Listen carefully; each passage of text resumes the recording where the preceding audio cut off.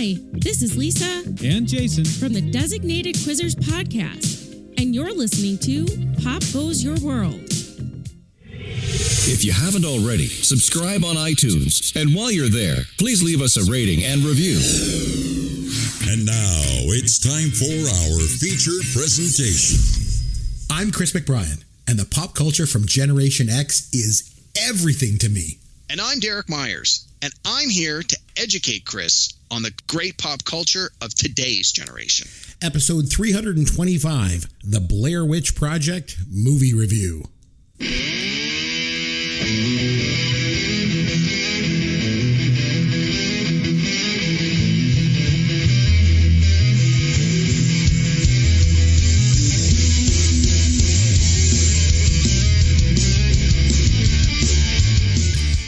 Chris McBrien along with Derek Myers, and this is Pop Goes Your World, the pop culture podcast for the generations. This week, Derek, you wanted to go back to 1999 to review the pop culture phenomenon, The Blair Witch Project. And to help us get through this week, we're joined by our good friend, Greg Martin. Greg, big welcome back to the show.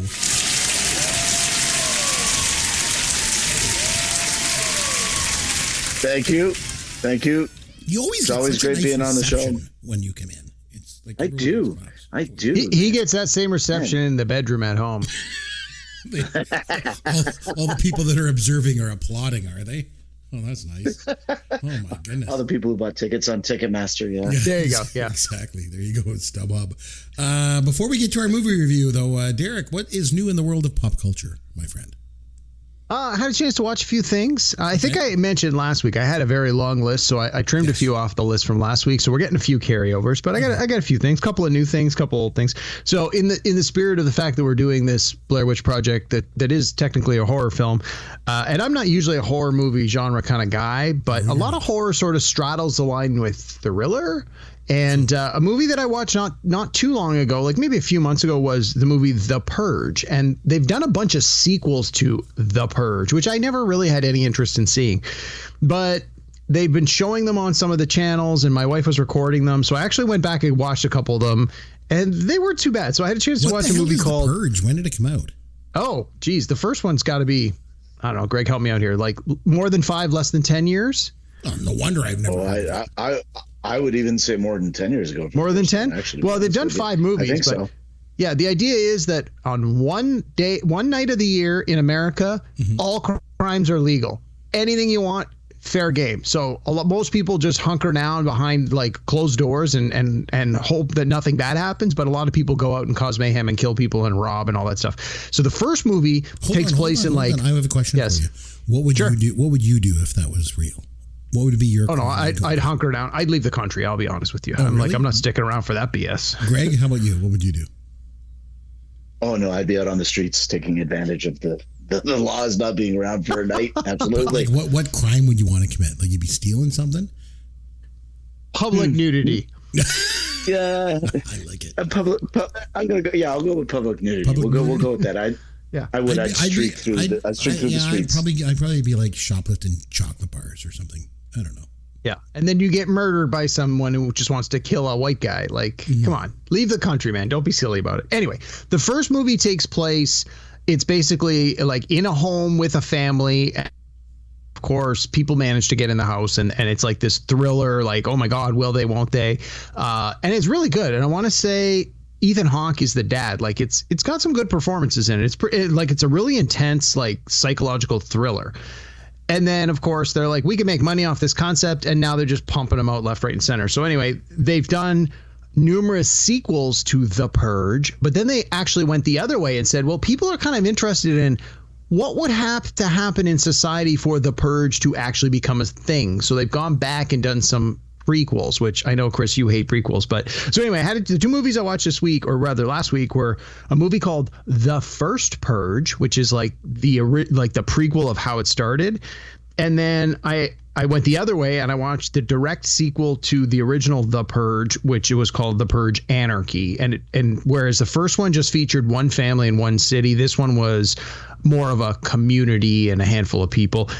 Anyway, again, it was a decent sort of action. I wouldn't even really call it horror. Like, it's not horrific. There's definitely violence, but it's more like a violent action kind of movie. And I believe there's 5 total in the series. So I've got those queued up. I'll watch those before the next week. So anyway, that was sort of my turn your brain off, watch some crappy action movie thing. Well, no, that's not true. Because then I watched a brand new movie that just dropped on Amazon starring Jason Statham called Working Man. Let me tell you. Okay. Are you familiar with that Jason Statham movie where he plays an ex-military special forces guy who's trying to get his life back together, and he takes a regular job and doesn't tell people he's a badass, and then something happens to someone he likes and he has to like extract revenge on them? You've seen that one, right? It's every Jason Statham movie ever made. Yeah. So this is another one of those. And if you liked the other ones, you'll love this one because it's more of the same. Range. He does. And if that's the range you're interested in, let me tell you, it's like a greatest hits album where you're just like, the music's a little different, but I know all the words. So yeah, this is it. And it's on Amazon. It's exactly what you expect. If you're a fan of those movies, watch it. You'll love it. I know I did. I had a great time with it. And then I started watching a new series on Netflix, just dropped last week. It's called Department Q. It's a 9-episode police thriller about a group of detectives trying to solve a cold case that they've gained interest in. But it's like basically the Department Q that the story is named after. They're basically like, oh, we've got all these bad police officers, or not necessarily bad, but police officers that don't work well with others. So they sort of put them all in the basement in an area they call Department Q, and they give them a case they don't think they can solve just to keep them out of the way. But of course, like any of these movies, all the misfits are actually talented in their own way. And when you give them an opportunity to do their thing, they can do it really well. And it's really good. It's 9 episodes. I think I've watched 6 or 7 episodes so far. It's fantastic. I was talking to some of my colleagues at work this week, and like all the people that are TV nerds are watching it. It's really good. It's either from the same producers, directors, or writers of the show The Queen's Gambit. It's got a lot of the same behind the scenes people. So if you like The Queen's Gambit, not that this is about chess in any way, but if you felt that The Queen's Gambit was a decent prestige show, this sort of has that same pedigree behind it. But it's quite good. I'm really enjoying it. I got a couple more episodes to go. And then finally, I had a chance to watch a documentary. For 40 days and 40 nights, he watches documentaries. He likes to learn about the world. It's Derek's Documentaries. Derek's Documentaries. Do tell. What did you watch? All right. So I mentioned on last week's show that I've got access to this music channel that's shown up in my cable feed. Oh, yeah. And they are showing episodes of the old VH1 series called Classic Albums. And it's like a 1-hour documentary where they pick like an album that everybody's going to know, that, you know, all the greatest hits of. And they talk about the behind the scenes, how the songs came together, what it was like when it was released. And so I had 2 of them on the PVR. I only had a chance to watch one. The one I'm saving for next week is Metallica, the Black Album. So we'll talk about that. Yeah, well, I'm going to watch that one later. We'll talk about it next week. But the one I watched this week, which I'd never seen, was on Nirvana, Nevermind. And while I have watched a lot of stuff about Nirvana over the years, I had actually never seen this before. And it just reminded me of how great this album is and how important it was when it came out. And it just reminded me all these years later how it's just still awesome. It was so good. So if you're a fan of Nirvana and you are not familiar with this series, Classic Albums, find this episode. It was amazing. Very cool. That's it for me. All right. Greg, what about you? Anything new in the world of pop culture, my friend? Yeah, I checked out a number of different things. First thing I did was I went to go see that new Karate Kid movie, Karate Kid Legends, I think it's called. Ralph Macchio that came out. He is, but don't let that fool you. He's literally in it, like at the spoiler alert.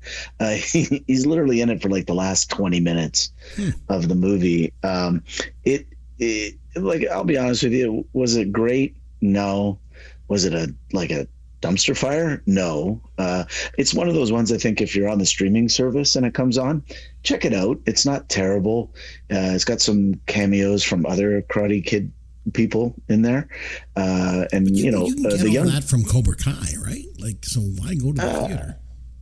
It was a little different than Cobra Kai. It was like, it was basically what I felt was it was they're trying to bring in. You remember, like when we were young kids, and how we fell in love with the karate moves and the karate story and all this and that. And I think that they're just trying to bring in a new generation of like younger kids to, fall in love with like a Karate Kid type thing, but it falls a little flat. The storytelling's not great. Like, as I jokingly said for my review, it's time to sweep the leg and just put an end to this. Like just put an end to this franchise. It's a terrible franchise. Yeah, so at this point, it's like the next Karate Kid. It's like, yeah, it's dragging on. Yeah, I'm done with it. I thought Cobra Kai was a great finisher for the Karate Kid series, because it really took off, and I figured, hey, that's a great way to end it. Let's put the nail in the coffin, but I guess money talks, right? So I also finished reading a book this week. Gary Holt, who was he's the guitarist for Exodus, but he became the replacement guitarist in Slayer when Slayer's guitarist fell ill, and then he ended up dying. So he sort of became the permanent replacement kind of thing. And I read his book, and it's a great book if you like that kind of music, like if you're into the thrash metal from the 90s, like the late 80s. Early 90s type thing. You'll really enjoy the book. It's a good, lots of good stories about the thrash metal era. But if you're not really into that kind of stuff, you'll find the book extremely dull. And, it's really not up your alley. The other thing is that I also checked out a short film festival here in Toronto that they have called the 48-Hour Film Project, and I'm a bit biased in it because my daughter stars in one of the movies. Nice. But it was a really good movie. I got to be honest with you. It was called Blood Month, and it was fantastic. Like, I was really surprised how good it was. But it's an interesting concept. They basically have directors who put their name in, say they want to do the project, and then Friday night at 7:00, they tell them, okay, your genre is this genre. Your object that needs to be in the movie that has to revolve around the plot is this. You need this character's name, and you need to use this line. You have 48 hours. Go find a cast. Go find a crew. Go write a script.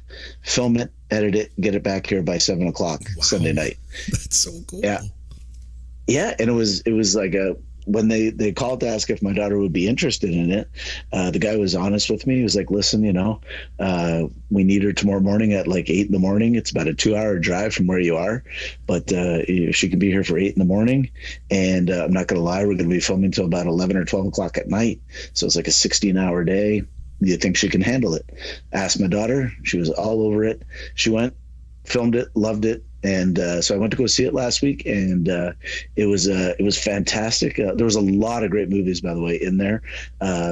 Some missed the mark, but others just were simply fantastic. And her movie ended up winning a fan favorite, so it's moving on to the finals, which is next weekend. So we'll see. Yeah, we'll see how that goes. What's the title of it again? Say the title. It's called Blood Month. Oh, very cool. Blood Month. Okay. Look this Blood Month. Yeah. And she did really, for a 10-year-old girl, she did really well in it. I was very impressed. And like I said, a lot of other movies were in there. And then again, the funny thing I thought about it is that there was a lot of films in there because it was a horror genre films. There was a lot of films in there that had like a Blair Witch Project feel to it.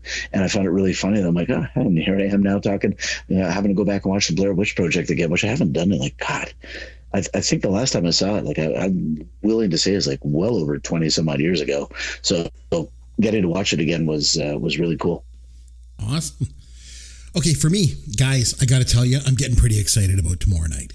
So I mentioned this on last week's show. I got tickets to a screening of Meatballs, and it's a cast reunion screening. So a bunch of the original cast is going to be there, to do a Q&A. To say that I'm a bit excited, that's an understatement. Let's just say that. So, Greg, if you didn't know, Meatballs is one of my favorite movies of all time. I may have mentioned it once or twice on the podcast. I know. And you got to get Spaz to do an introduction for your podcast, man. Just do a quick intro. Jack Blum's going to be. He's going to be there. I know. I saw that, man. You got to track him down and just get him to do a quick audio recording introducing your podcast, man. That'd be so awesome. Behind the scenes too, I remember a couple weeks ago, Greg, you had actually texted me and sent me a message. You're like, hey, you got to check this out. There's like a Meatballs screening going on down in Hamilton. I'm like, oh, yeah, I already got tickets. I'm good. I'm already on it. It's so good. So one of the things I think, like when you're during Q&A, I think I'm going to try and get in there. And I want to ask Jack Blum a question because so many years ago, I worked with a theater director, and she was from like the local area where they shot that movie. And I remember she always used to say like they used a lot of the locals as extras and like for some of the smaller parts in the movie. And I guess the guy that played Spaz's dad was a local guy from town. His name was Elmars Seabrins. He was uncredited in the movie. But I guess that she said this story that once the movie came out, this guy just disappeared. Like everyone in town was like, what the hell happened to him? Like nobody knows what happened. And rumor had it that maybe he went to Hollywood to try to like make it as an actor. I don't know if it was just like speculation on the part of the locals, but so I'm going to try and ask Spaz if he ever heard, if he's heard from his movie dad, and I'll see if I can I'll report back next week with my findings. Okay. Awesome. That's what I'm going to do. Okay. And I also got this. Here's your dad joke of the week. Greg, you have young kids, right? So you're going to like this one, I think. Yep. Okay. What has 3 legs and 4 arms? My son's drawing of a snake. I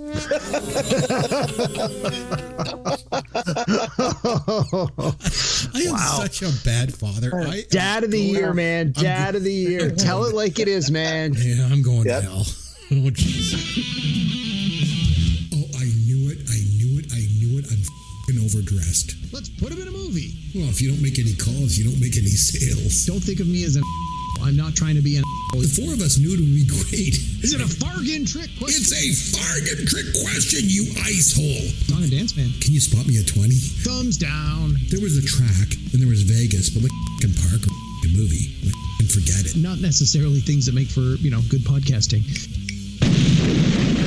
All right, guys, we are going to do the Blair Witch Project from 1999. We're going to review this one. So, Derek, maybe you can just get us started because this was your choice to do this. So why did you want to do this film? You don't even like horror movies. So So set it up for us. Yeah, okay. So there's a few things going for this. Number one, as we've already established earlier this year, I think 1999 is arguably one of the best movie years in my lifetime. We did a whole podcast about 1999, and then we've already reviewed a couple of movies from that year, and we promised ourselves and our listeners that we would do a few more movies that were from 1999. And so this falls into that. Obviously, it's from 1999.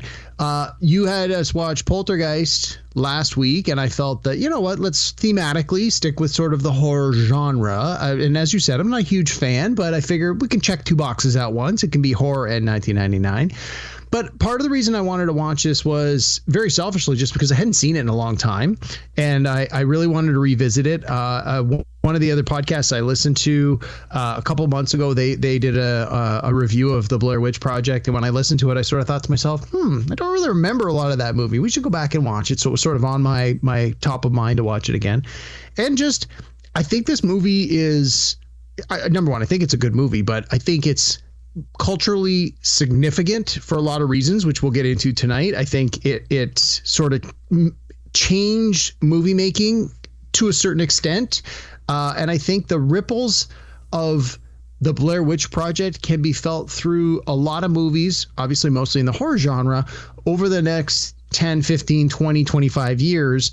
And even up until this day, I think there's some things that are happening in the movie world with newer films that you can directly draw a line back to and say, well, if the Blair Witch Project hadn't have opened this door or done this first, these other movies may not have been made or may not have been as successful without being able to build on some of these tropes or use some of these ideas. There's a lot to talk about. So I thought, you know what?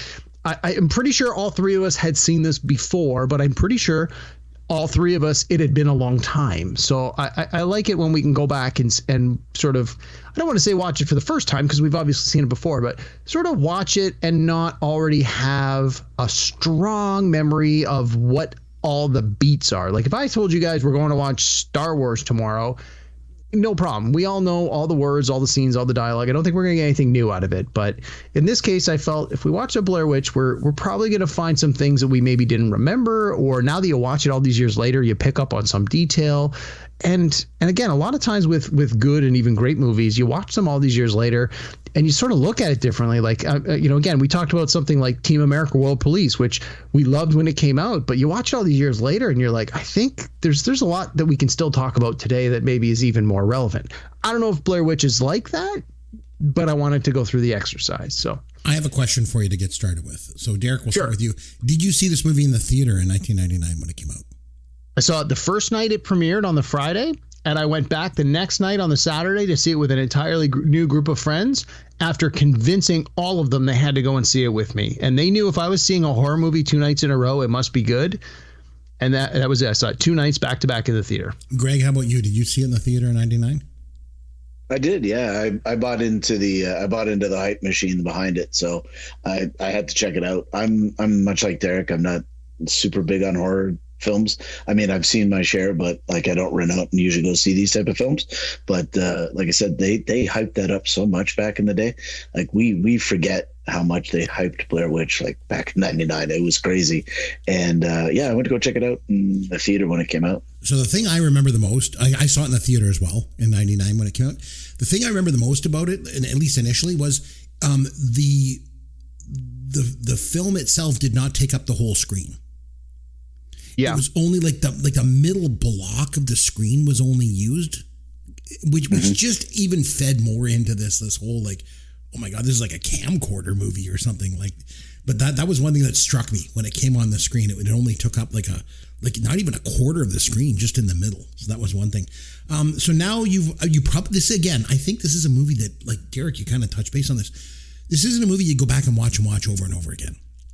So I don't not for me anyway. Yeah, I mean, some people do, but not my jam. I saw it in the theater when I did, and I have not seen it for 26 years. So, Greg, what are your first impressions now, having gone back and watched this movie after 26 years? Just first impression.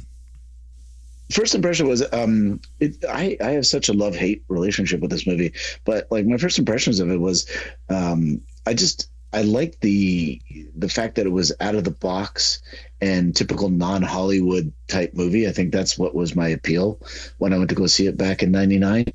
You know, going to university and doing all those film courses and everything there, I sort of started appreciating films that were not Hollywood blockbuster type movies, like, you know, stuff that was, again, out of the box.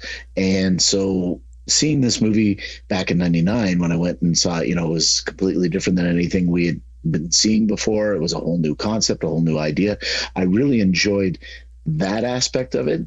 As far as the movie went, I mean, it wasn't a terrible movie. It wasn't the best movie, but for what it was, like for the purpose of the movie and the fact that it wasn't a big budgeted movie and things like that, you know, it was really well done and really interesting.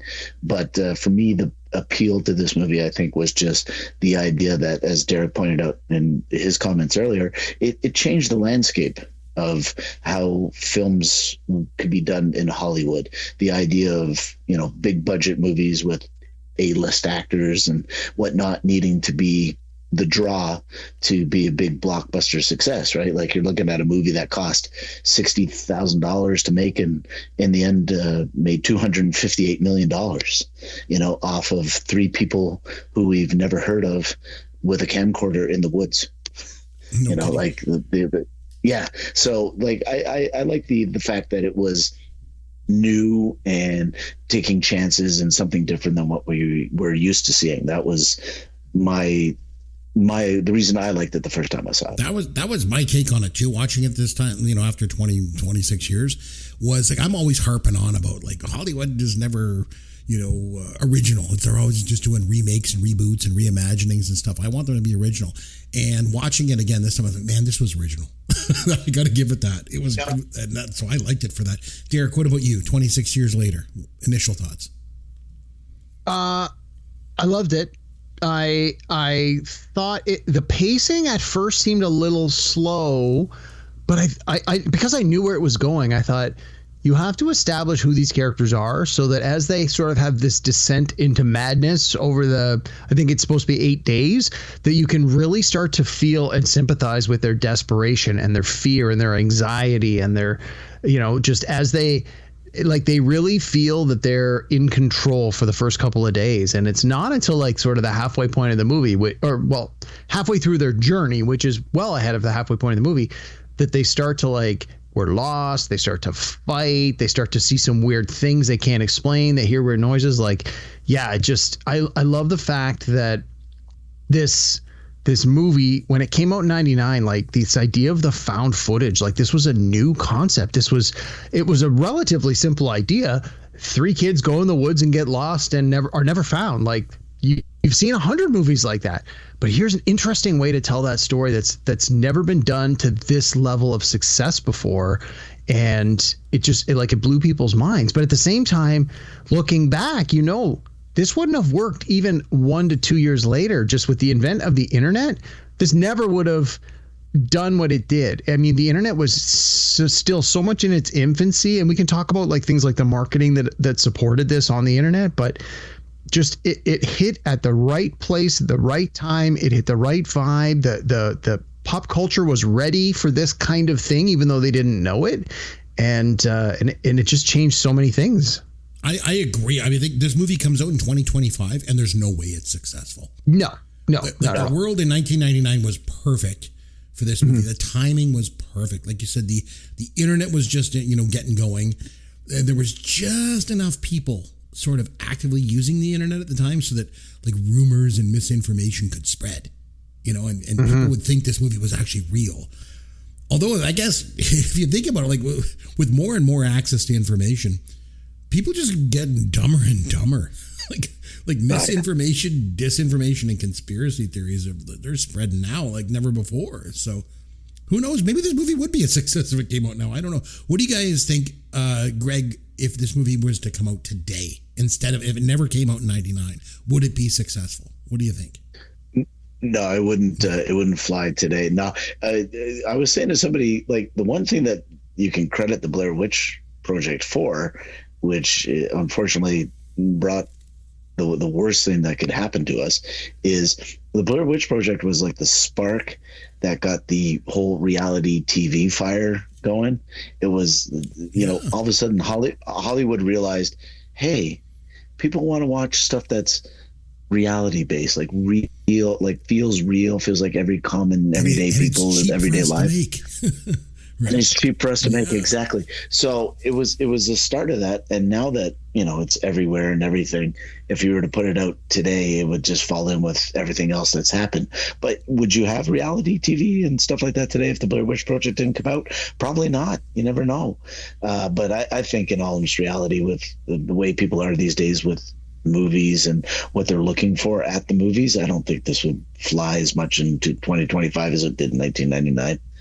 I like your take on the fact that this sort of sparked the whole reality TV thing. I also, to me, I've always felt like this movie is kind of like a turning point for misinformation in society.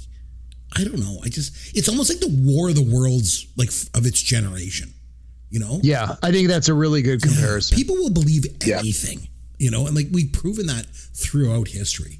So I just think we still see that today. People, like I said, people still just believe conspiracy theories and all this garbage. So Derek, you mentioned with the marketing, I think it's important that we kind of come back to that, because you could make the argument, and I think rightly so, this was the best marketing campaign in movie history. It was outstanding. It was pretty good. I mean, the fact that they were able to use the internet in a clever way that obviously wasn't going to reach everybody, but people that were interested in going down that rabbit hole were able to there was featurettes and documentaries that were positioning the whole idea that the Blair Witch was a real thing, and there had already been other materials available, and it was really clever the way they did that. But at the same time, the fact that they were pushing it as this is found footage, these kids really disappeared.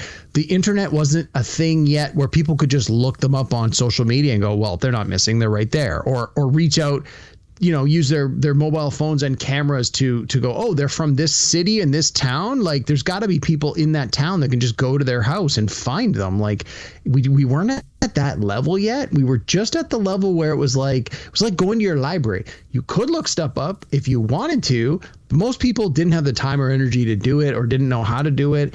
But enough people did that it was like they would do it and then you'd hear it. You'd talk to someone who knew someone. Like, it was still sort of that. Again, I'll use the word the infancy of the internet, where not everybody was online. And so it added to the mystery. It sort of almost gave it additional credibility that it had a website and there was like a little movies on the website. Like that was something that people were like, well, that must be real. It almost gave it legitimacy. Now you're like, oh, they have a website. You're like, so who cares? It's probably fake.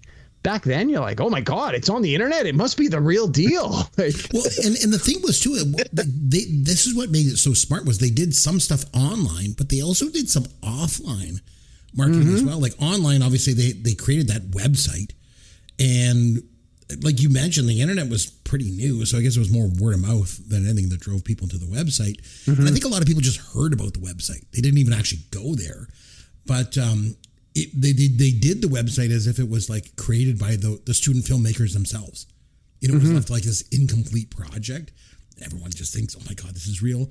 They used online message boards. And then they also, what they did was, at the time it was new, was IMDb was a new thing. And they actually put the real names of the actors on there and said that they were deceased. So that threw people off. But then offline, they did stuff like they did missing person leaflets about the student film. Yeah, missing posters and stuff. I heard about that. Yeah. And they did that documentary that was on the Sci-Fi Channel called The Curse of the Blair Witch, which used a little bit of footage from here. And then it was like a whole documentary about the thing. But Greg, you had mentioned like you had gone to see this like movie when relatively when it came out. I mean, Derek, you were there the first night. But do you remember any of the marketing? Like you were talking about the hype and stuff like that. What marketing do you remember that kind of drew you in? I remember more so just the like back in the day, Siskel and Ebert were still a big deal, and the fact that they gave it 2 thumbs up back then was a rarity for them to agree on anything. Like people used to watch them disagree on things. So the fact that both of them agreed that they loved this movie and thought it was fantastic was a big boost. And again, it was I didn't go right away, but people who had gone in ahead of me would come and tell me and be like, you've got to see this movie, man. It's fantastic. You're going to love it. You got to see it. I think I saw it like I'm going to say about 3 weeks after it came out. I finally gave in. I was like, all right, I'll go check it out. And that's I don't really remember all that marketing that you guys are mentioning about, but like I say, I just remember from reading reviews and hearing reviews and stuff like that about how good the movie was. Yeah, I was like you. I think it was about 3 weeks in. And everyone, but it was like word of mouth. People were talking about it, like, oh, I got to go see this. It's scary. So I did. When we were talking about the found footage movies, like this wasn't actually the first one, the most influential probably. But, you could say this technique of, telling the story this way from the perspective of the characters, sort of, with daily diaries or written notes. This goes back to like Dracula and Frankenstein. That's how those stories were told. They were diaries. They were written out. In this case, it's just on a videotape, right? 1961's The Connection is the first found footage movie that was ever made. So the opening title card in that movie states that the film is put together from like a bunch of footage that was apparently from a documentary. This guy was making a documentary, and I guess the idea was he was doing this doc on jazz musicians and accidentally shot footage about a drug dealer, and so the filmmaker was killed. And this was the footage. And this idea has been used a couple times since then. UFO Abduction in 1980 was about a family like had taken footage about involving UFOs and extraterrestrials. Man Bites Dog in 1993 was like this. Apparently they were making a documentary of a serial killer when like things go bad and they capture stuff they weren't supposed to. But this movie definitely the most popular, most famous version. And like you mentioned, Derek, it really influenced a lot of stuff. Like I think of like Paranormal Activity. Yeah, I mean, you could yeah. argue that Paranormal Activity probably did it better than Blair Witch Project, but when you've got Blair Witch Project as sort of the model on which you're building, it's like anything else. The whole thing is we're standing on the shoulders of the giants that came before us kind of thing. It's like, yeah, Paranormal Activity wouldn't have been a thing if Blair Witch Project had not been a thing, 5-10 years earlier. But then I'm just looking at a list here, a bunch of the other ones that came out all within this time frame. Paranormal Activity, one that's called REC, like Record, The Last Exorcism, Cloverfield obviously was huge. Chronicle Cloverfield wasn't that like J.J. Abrams or something like? It was, yeah. Lost was involved. I never saw that, but I remember hearing about it. I've never seen it either. It just doesn't interest me, but I know it was a huge phenomenon. They made a bunch of sequels. There's one called Chronicle where kids get superpowers, which was awesome. And then there's another one called Project X, which is just about like kids that are having a party over a weekend. That was actually really good too. Again, the idea of this sort of found footage and sort of the documentary after the fact. So there's been tons of movies like this that have come out that have done very well. It's, again, one artist opens the door and says, here's something we've either never seen before or have never seen done in this way. And immediately everyone else goes, I can do that better. Or, the studios can say, we can do that and make money off it. And unfortunately, you then start to get a whole bunch of like crappy, cheap knockoff. Well, they're probably not cheap, but you get a bunch of crappy knockoffs that are trying to build on this hype and this success. And inevitably they'll make some money. But like Greg said, this is arguably one of the most profitable movies that has ever been made, given the minuscule budget they used versus what it actually took in worldwide box office. Like, the movie's a phenomenon for that reason alone. Oh yeah, I mean the budget was $35,000 and it grossed $250 million worldwide. So Greg, I'm going to put you on the spot here. So if we just look at the domestic U.S. box office from 1999, can you tell me what the number one film was at the box office in 99? I usually ask Derek this, but I'm putting you on the spot. Oh man, it wasn't The Phantom Menace, was it? Oh, it sure was. It had to be. The Phantom Menace almost doubled the next film. So The Phantom Menace was number one. The Sixth Sense was number two. Austin Powers, The Spy Who Shagged Me was 3. Toy Story 2 was number 4. And The Matrix was number 5. Makes sense. That's what a list, eh? That's a great list. Holy cow. Minus Phantom Menace, but yeah, of course. Rounding out the top 10, there was Tarzan was at 6, then Big Daddy, The Mummy, Runaway Bride, and The Blair Witch Project was number 10. Wow. So The Runaway Bride's the only one of those I did not see in the theater. Mm-hmm. I can't believe like Blair Witch Project was such a phenomenon. I can't believe it wasn't higher. I can't believe it didn't make more money than like The Runaway Bride or Big Daddy or that sort of thing. So. Well, Chris, we were talking about the marketing a minute ago. One of the things, and the word of mouth, I remember there was a lot of reports about, because it was the handheld shaky cams, people were getting nauseous in the theater watching it. And I think that added to the hype. Like when we did The Exorcist, didn't they say the same thing? Like people were throwing up in the theater in certain scenes of The Exorcist. They were. And one of the scenes they threw up the most was that angioplasty scene where the blood is shooting out of her and stuff like that. Yeah. And so I think like a horror part of the movie. It's just made people sick. But I think the idea that any press is good press, and the fact that this was something that doesn't happen often or if at all, in most movie theaters, like the fact they said like people are becoming violently sick and that it's a shaky cam, whatever. But I think, again, it just added to the mystery of like, well, I'm hearing this movie's great. And I'm hearing that it's this horror movie and people are being sick. It's like, it's drawing people in, maybe not for the right reasons, but it putting bums in seats. And I think when people got there, I think they were probably still pretty happy with the outcome, even if it's like, well, I didn't get sick, but man, oh man, what did I just see? So I want to talk about the cast. So the cast of this movie got absolutely screwed. Okay. Oh, no kidding. So they got to be in this movie, I guess, in a permanent part of pop culture. So, but man, oh man, they got screwed. So originally, I don't know if you guys know, the film was conceived as a mock documentary about the Blair Witch, like almost like the Curse of the Blair Witch documentary that they put out. That was how the movie was supposed to be. And the footage that the three of the actors shot was just supposed to be used in a small part of that documentary. But the directors started looking at the results they got back, and they were like, "Oh, we need to change course here. I think this is a better movie, to do it on them, about them in the woods." So they were only supposed to just improvise their stuff for this small part of this movie, and they were given $500 a week for the shoot, and then they ended up getting a 1% gross for anything that the film made over $1 million. Problem is, movie goes to Sundance, and the directors sell it to Artisan. They bought the rights for the film. And when the film passed $100 million at the box office, Artisan sent the 3 actors fruit baskets. So the actors are like, oh boy, I guess we're screwed. I guess we ain't getting any money. We ain't getting paid what we're owed here. And I think that the studio eventually settled by paying them $300,000 each, which is about 10% of what they were owed. And then they were also cut out of any future royalties from the film. So they just got screwed royally, man. But so I agree they did get screwed, and that was unfortunate. But nobody could foresee what it would become. And it could have very well just been another stinker that never went anywhere.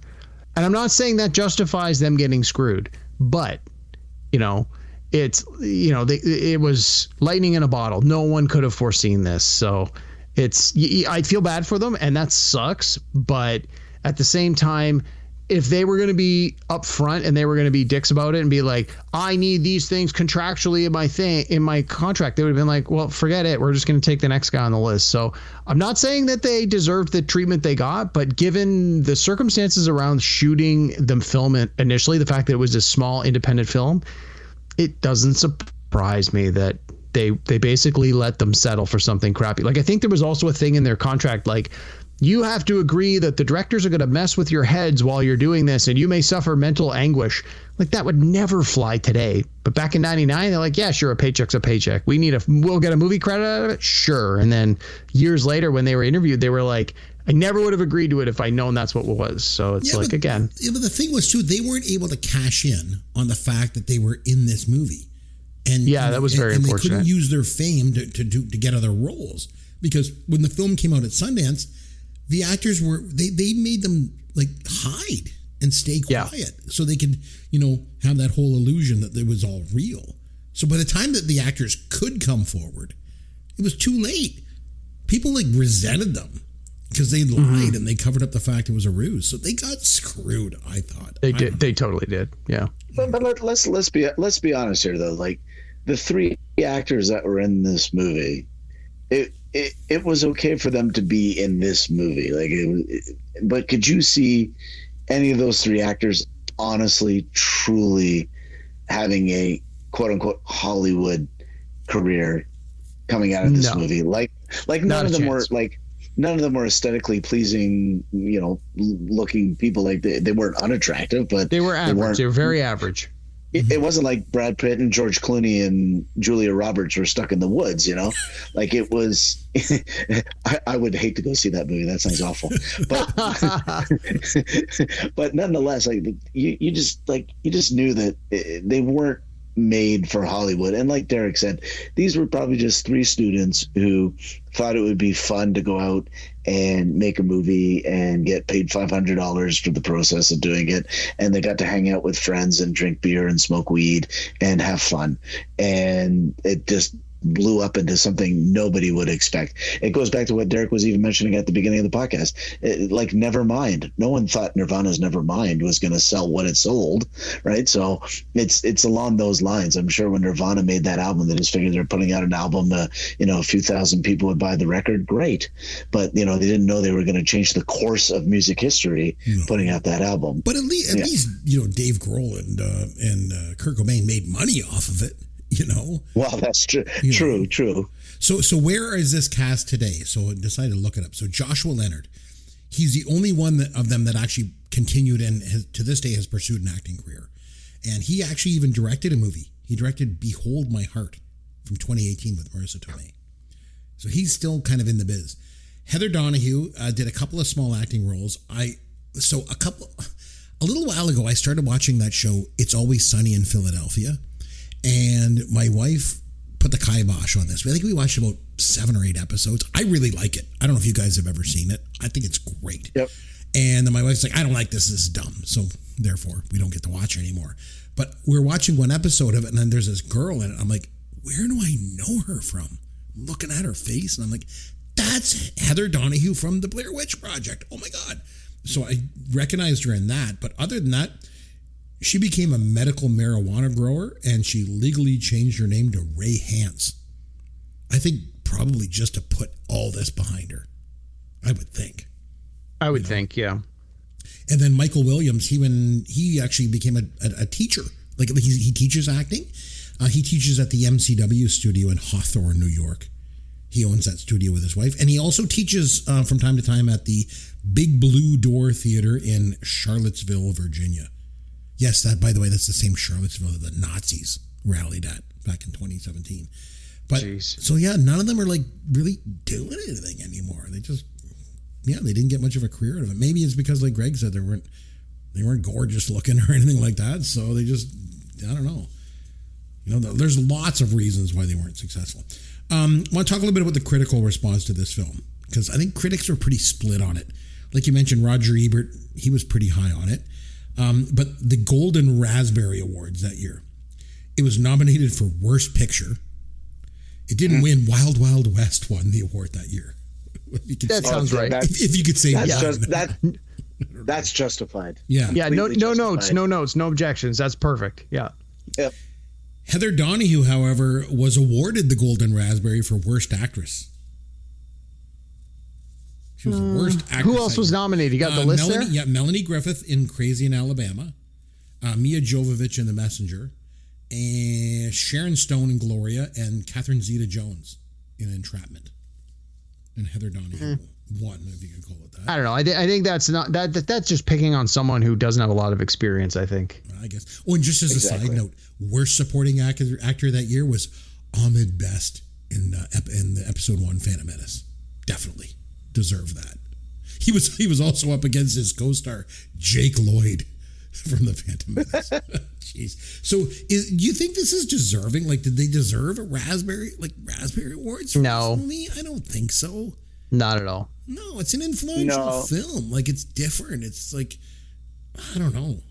But do you also think it was deserving of like good awards? Like, I'm not saying it should have been nominated for Best Picture or anything like that, but should it have got some sort of critical awards along the way? What do you think, Derek? No, I don't. Oh, sorry, I didn't know Derek was going. No, go ahead. Whatever. Greg, what do you think? Yeah, no, I don't like. I watched the movie again, and I was like, was it a great movie? It was, in my opinion, it was an okay movie. But my comment at the end of it is that you go on this long journey, and then you have the whole end sequence at the end where they finally meet up with the Blair Witch, I guess. And I asked myself, like, was the juice worth the squeeze to watch all this just to get to that? And I didn't feel it was. Like I said, in terms of technical awards, no, again, it wasn't anything technically fantastic. It was just innovative. It was unique. It was out of the box. It was different. But as far as movies go, I didn't think the movie overall was as spectacular as people had it out to be. And I don't think it was shot very well because it was a camcorder, being used. But like I said, it was innovative and it was advanced and it was unique. But overall, I didn't think it was the best movie of the year. I didn't think it deserved any awards. It didn't deserve Razzies, like, I'll give you that, but I don't think it deserved any Oscar considerations either. So this was the cheapest movie that year to make. The most expensive movie that year to make was The Phantom Menace. Is this better than The Phantom Menace, Greg? Yes, absolutely, hands down. Yeah, I agree. I agree. Absolutely. Too. Absolutely, too. And the thing was, too, you got to like transport yourself back in time. Like, independent films were all the rage in the 90s. That whole decade was just independent films. And what better way to end that decade than with this? This is like the indie film of all indie films, And the thing was, like, this movie could never have been made by a movie studio. Because there's so many things a studio just wouldn't have done right. And even if they did, like, they wouldn't have got away with this. I don't think. I think they would have just taken too much flack for being dishonest. The fact that it was independent sort of gave the filmmakers like the leeway to be manipulative with the audience. You know what I mean? Like a studio couldn't do this. There'd be too much trouble, I think. That's what I think. The big selling point of it was that it wasn't polished. Like, it wasn't clean cut. It wasn't polished. It wasn't heavily edited. It was just, it was raw. And I think that was what the big the big draw to it was just, it was just raw. Like there wasn't a lot of overdubs and lighting and makeup and, everything is special effects or anything. It was just, very standard, very non-polished. And as you said, there's no way Hollywood would ever get away with that. And the other thing that made it popular too was like not just that it wasn't polished, but it played on myths and fears. I think every town in every area in the country has something like this local urban legend about something that's scary out in the woods. Did you guys have that where you grew up? No, not specifically, but again, that I wasn't really like the kind of person who went to summer camp and stuff, but I know people that did, and there was always stories about stuff like that, urban legends, and I know a guy who knows a guy. Yeah, harder, right? So. Like where I grew up in a rural area, and like there was all kinds of like legends about stuff going on out there, and hell, I still have it now. It's actually my wife's shoe closet. There's no way in hell I'm going in there. Oh my God, it scares the bejesus out of me. But again, this movie also played on people's fears. Like, people are scared of the woods. People are scared of ghost stories and disappearing kids and legends and myths, So that's where I think this movie really taps into. Like, how the hell do you make piles of rocks scary? But they did, because it's the fear of the unknown. It's not the pile of rocks. It's like, how did they get there? Like, it's always the unknown, right? Yeah, and we've talked about this before with something like Jaws and Steven Spielberg and Jaws. It's like the fact that he didn't show the shark. I mean, obviously there were technical reasons, but after the fact that we didn't see the shark, what we were filling in with our own imaginations was always more scary and more horrific than what we actually saw. And I think good filmmakers and good storytellers have learned that lesson and continue to do that. You hear this a lot with, say, like Reservoir Dogs. People are like, oh, that scene where he cuts off his ear is so gory. And it's like, if you actually watch that scene, when it comes to him to actually cut the guy's ear off, the camera pans away and you just hear screaming. So like what you think is happening is obviously, your imagination is stronger than what he could ever put on screen. And I think this movie does a really good job of that, where the mystery of what's happening that we don't, like, we are only seeing what the people on the camera are seeing. And they're not seeing anything. They're hearing noises, and the weird things are happening, and like piles of rocks show up, and these weird twig men are hanging from the trees, and it's like they have no idea what's going on. And they, like us who are along for the journey, have no idea. And it's like you start to fill it in. You start to imagine, well, what could it be? And that's scarier than them ever saying, oh, we found a definitive answer. It was blah, blah, blah. And you're like, well, that's not scary. But by not knowing, it makes it way scarier. Absolutely. Yeah. The sound in the middle of the night in the woods is way scarier than what makes the sound. Like a cricket isn't scary, but a weird sound in the dark, like, that's scary. Like you got those snapping of the twigs and the rocks smashing and the kids' voices and everything else they put in there. That makes it scary, I think. Okay, so one thing I want to talk about is the fact there's no score in this film. Unlike most why would there movies, be? Well, like most horror movies have a score, right? So I wanted to ask Greg, because you're like our resident music expert. What do you think about this? The fact there's no score at all in this film. I think if there was a score in it, it would have ruined it. It would have ruined the whole mystique of we just found this camera. I had no problem with it. I didn't see it there. You don't need music all the time. And to go back about your horror movie that you're like, the living off people's fears. This is one of the reasons why I liked it is that I like my horror movies when I watch it. I prefer to be, on edge, a little suspense, a little fear. Whereas, nowadays the horror movies that come out, you got Hostel and Terrifier and all these things where it's just going for the gore appeal. It's not scary, it's gory. Whereas, Blair Witch was, meant to live off, as you said, your fears and all this and that. If you put music to it, it just diminishes the story. So no music, it was fine. All right. So what do we think is the best scene of this movie? Derek, maybe you can start. The ending. The ending is absolutely, like, the ending is what got me. I was on board the whole time, but just the ending where they're in the house and they can hear the screams of their friend and they're running up and down the stairs. And then when she comes running down and the guy is in the corner, you're just like, that's it. Like, I couldn't have, you're like, oh my God, if you've been paying attention, You know what that is. And it's funny because the second night I went to see it with my brother, a bunch of his friends, and no offense to his friends, I don't know if any of them listen to it, but some of them, not the brightest bulb in the thing here. One of the guys, we're leaving the movie, goes, "Why was that guy peeing in the corner at the end?" We're like, "Oh, dude, were you not paying attention?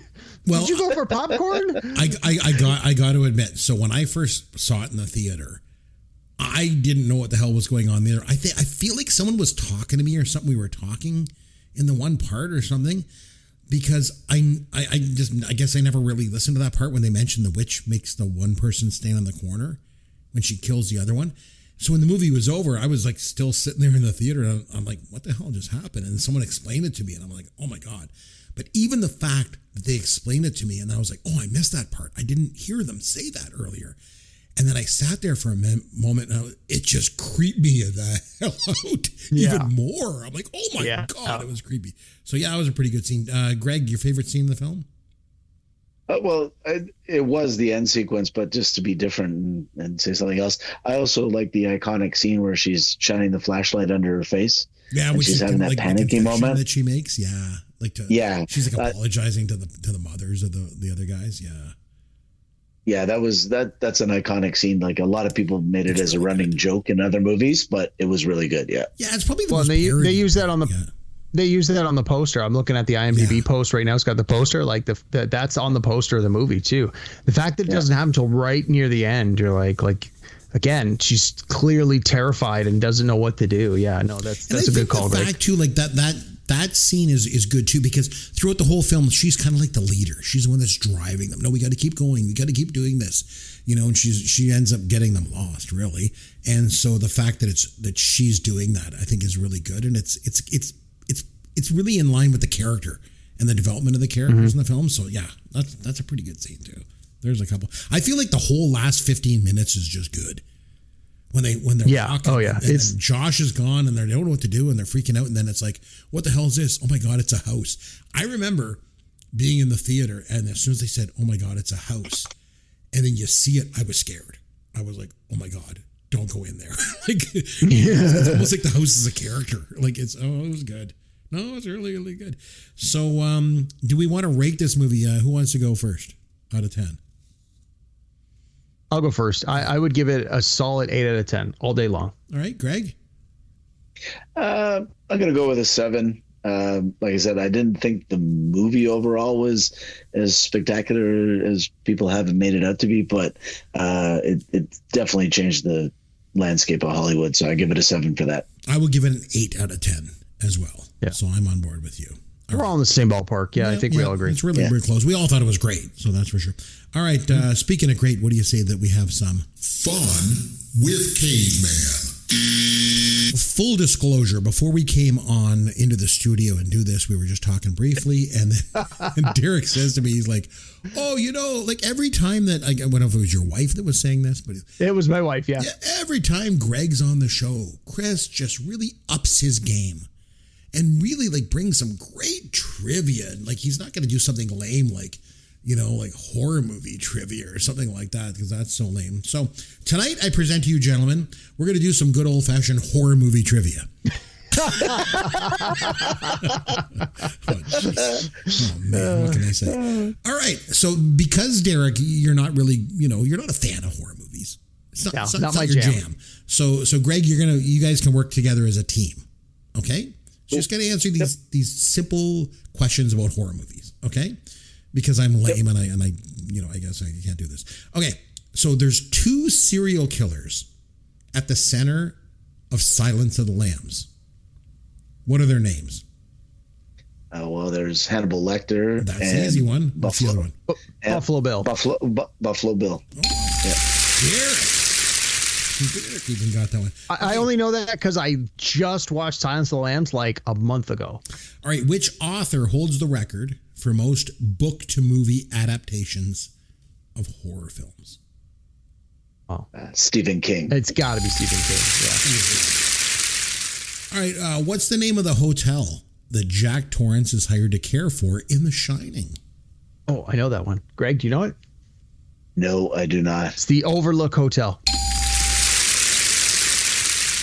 All right, some easy ones here, Derek, because I know you don't like horror, but who plays Norman Bates in 1960s Psycho? Anthony Perkins. Thank you. Oh, he couldn't pull it. Okay. I could picture him. I couldn't think of his name. Thanks, Greg. Who played Carrie in 1976's Carrie? No idea. Never saw Sissy it. Spacek. Thank God you got your phone a friend there, Derek. Yeah, no kidding. All right. Jeez. Who plays Freddy Krueger in A Nightmare on Elm Street? Oh. Robert Englund. Yeah, there you go. Greg to the rescue again. No All right. kidding. 1922's Nosferatu is an unofficial adaptation of what book? Got to be Bram Dracula. Stoker. Yeah, Bram Stoker's Dracula. Yeah. Yep, Bram Stoker's Dracula. All right, what's the name of the spacecraft the crew is aboard in Alien? Oh, I know that one. Greg, do you know this? Is it Romulus? No.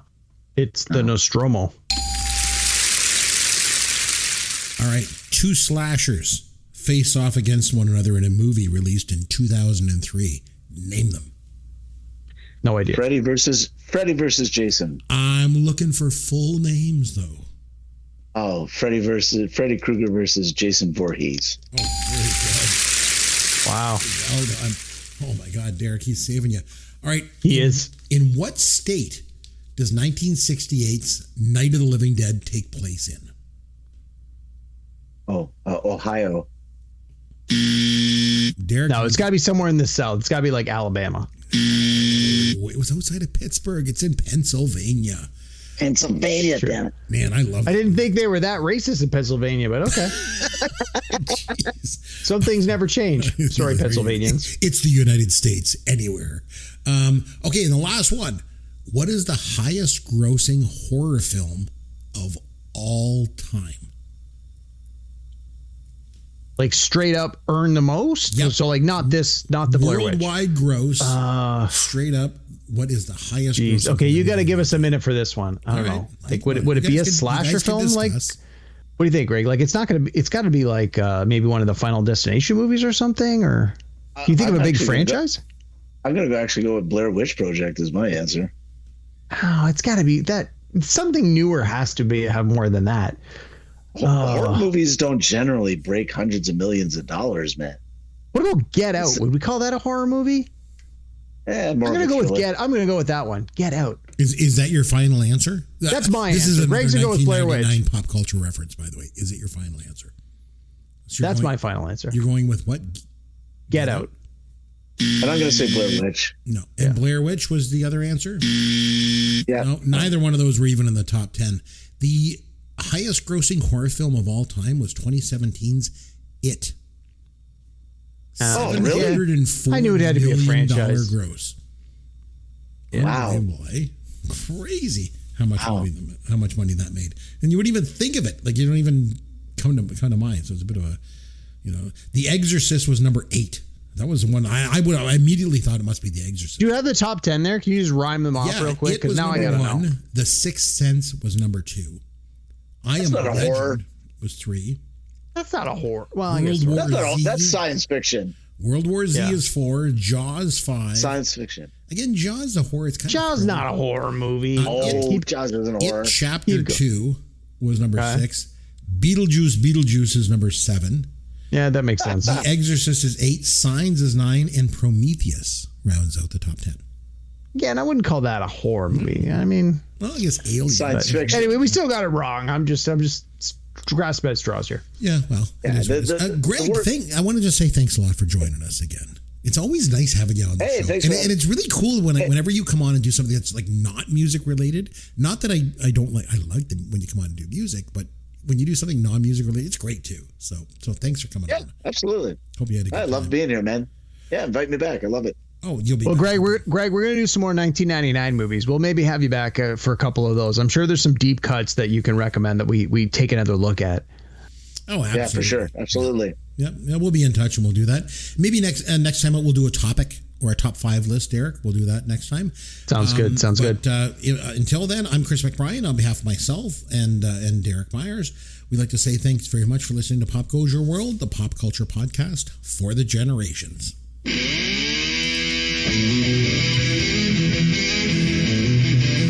Thanks for listening to Pop Goes Your World. You can contact Chris and Derek at popgoesyourworld.com. Please take a minute and review the podcast on iTunes or wherever you download and listen to the show.